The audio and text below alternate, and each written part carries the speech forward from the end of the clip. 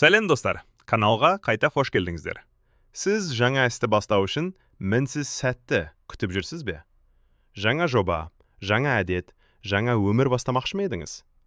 Бір құпия айтайын. Мінсіз сәт дәл қазір. Бүгін.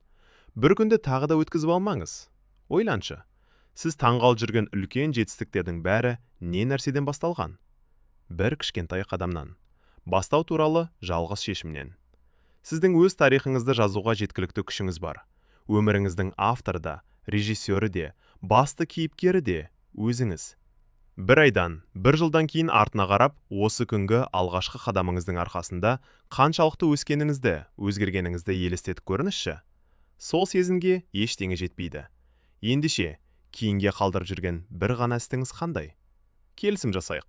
Осы видеодан кейін бір кішкентай әрекет жасаңыз. Кітап ашыңыз.